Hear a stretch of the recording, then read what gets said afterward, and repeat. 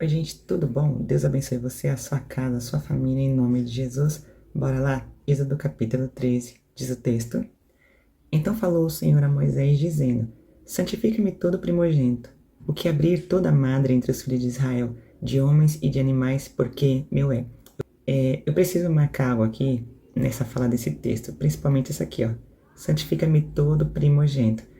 Por que que eu estou destacando essa frase e essa fala? Primeira coisa, conforme você vai ler na palavra do Senhor, você vai ver que a palavra, ela vai te moldando e modificando a forma que você entende, a forma que você aprende, enfim, conforme as leituras, você vai ver. Quando você pegar para ler novamente um dia ou daqui um ano, né, o começo novamente do Gênesis, Êxodo, etc., você vai ver como que o seu intelecto, a sua mentalidade, ela vai ser totalmente modificada, ela vai estar diferente até na forma de absorver mais informação. E essa frase eu faço questão de destacar por alguns motivos. E o primeiro é que eu achei linda, porque Deus está deixando bem claro que o que ele exige é algo que seja oferecido a ele, porém santo, santificado. É muito lindo e é muito tremendo. Se você fosse pregar, eu indicaria você, pregue essa fala, pregue essa frase aqui. E uma outra coisa também que Deus está deixando bem claro é, ele pede, ele não força e também não obriga.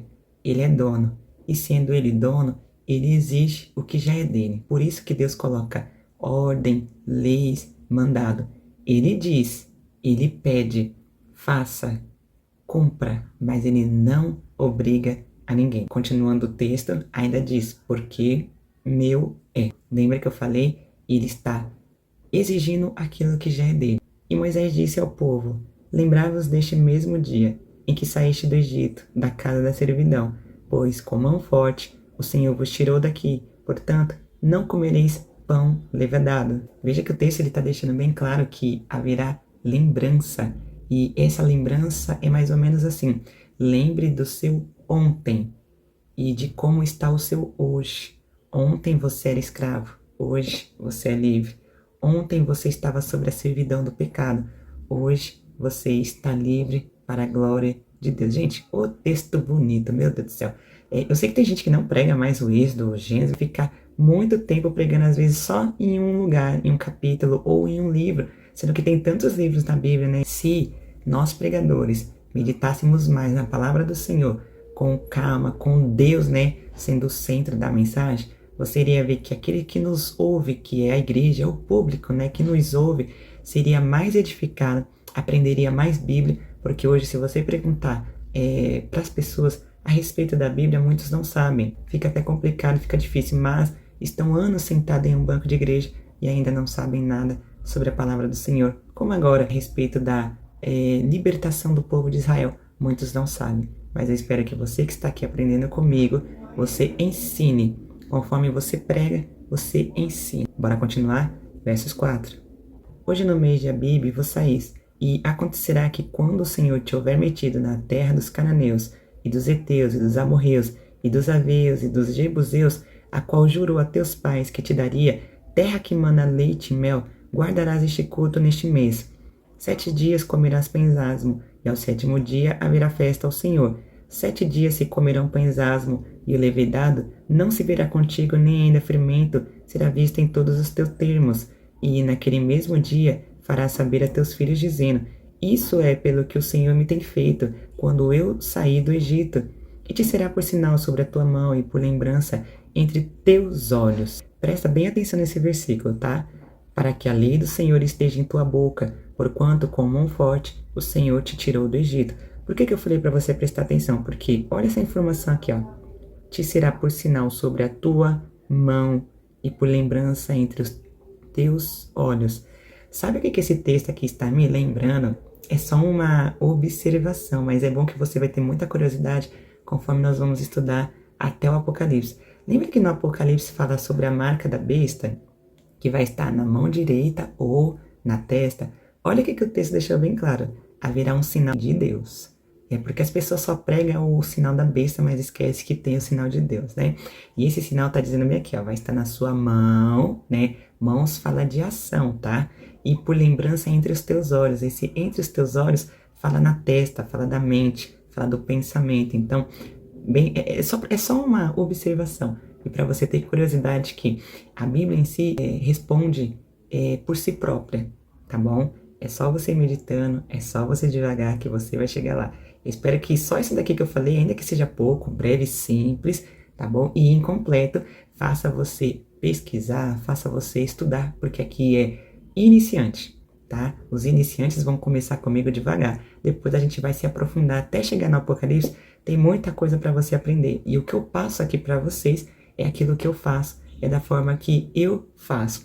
Eu sei que às vezes o vídeo tá um pouco simples, tem alguns defeitos de edição, mas estamos aqui para passar para você o máximo de informação. Eu espero que você fique aqui até o final, certo? Bora continuar? Versos 10.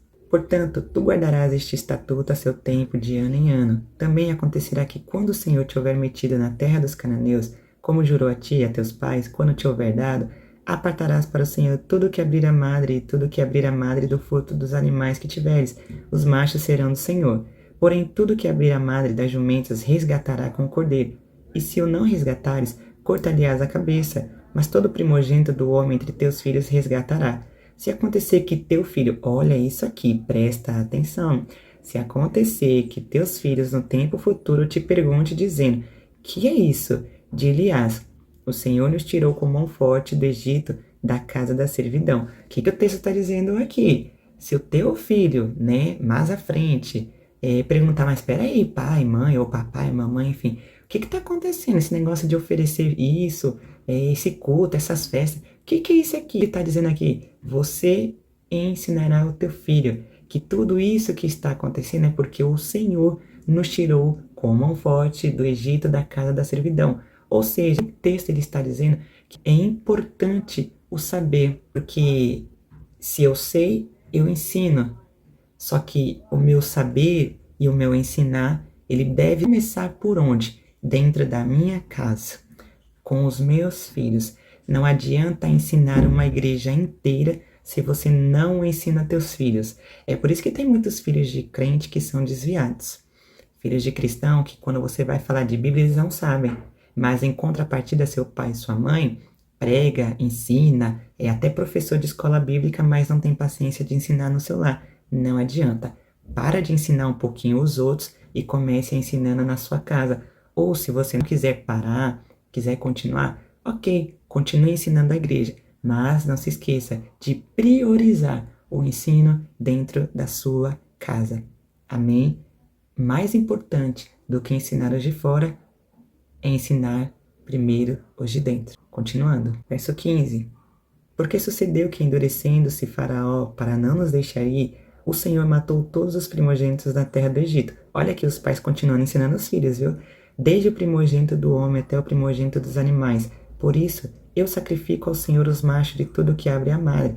Porém, a todo primogênito de meus filhos eu resgato. E será por sinal sobre a tua mão e por frontais entre os teus olhos, porque o Senhor nos tirou do Egito com mão forte. Aqui o texto está repetindo de novo, ó. Será por sinal sobre tua mão, que é obras, e por frontais entre os teus olhos, na sua testa, no seu entendimento. Ou seja, não deverá ser esquecido. Suas obras precisam condizer com aquilo que tem na sua mentalidade. Que o Senhor é o Deus que livrou o seu povo, que liberta o seu povo e salva o seu povo. Tá bom? Continuando. E aconteceu que quando o Faraó deixou ir o povo, Deus não os levou pelo caminho da terra dos filisteus, que estava mais perto, porque Deus disse, para que porventura o povo não se arrependa, vendo a guerra e torne ao Egito, mas Deus fez rodear o povo pelo caminho do deserto, perto do Mar Vermelho. E subiram os filhos de Israel da terra do Egito armados, e tomou Moisés os ossos de José. Presta atenção nesse verso 19. E tomou Moisés os ossos de José consigo, porquanto havia este estreitamente ajuramentado aos filhos de Israel, dizendo, certamente Deus vos visitará, fazei pois subir daqui os meus ossos convosco. Aonde é que está essa cena, esse fato de José ter pedido para que os ossos dele não ficassem no Egito? Vamos ver se você realmente está prestando atenção, se você lembra. Procure aí, comenta aqui embaixo nos comentários. Continuando o texto, verso 20. Assim partiram de Sucote e acamparam em Etã, a entrada do deserto, e o Senhor ia diante deles, de dia numa coluna de nuvem para os guiar pelo caminho, e de noite numa coluna de fogo para os alumiar, para que caminhassem de dia e de noite. Nunca tirou de diante da face do povo a coluna de nuvem de dia, nem a coluna de fogo de noite. Bom, aqui encerra-se o texto e o encerramento desse livro. Eu queria deixar o último tópico, porque acho que você viu que eu falei tópicos para vocês, porém eu não citei o nome. Eu terminaria dizendo proteção. Esse aqui seria o encerramento. Por quê? Veja que Deus está dizendo que ele nunca apartou a coluna de nuvem do povo e a de fogo. E isso significa o quê? Proteção. Por quê? A de fogo protegia os hebreus à noite do frio. E a nuvem protegia os hebreus do sol castigante de dia. Então isso daqui é o quê? Proteção. Claro que essa proteção seria para nós também nos nossos dias, né? Eu encerraria dizendo que Deus, ele protege todos. Pode ser pecador, pode ser que foi proteção, o Senhor protege a todos, porque proteção é diferente de salvação. Lembra que todos que saíram do Egito não tinha apenas hebreus, tinha todo quanto é tipo de gente, até egípcios, e mesmo assim, Deus está protegendo a todos. Creia na proteção divina, mas não se esqueça que mais importante do que ser protegido de Deus é ser salvo por Ele. Amém?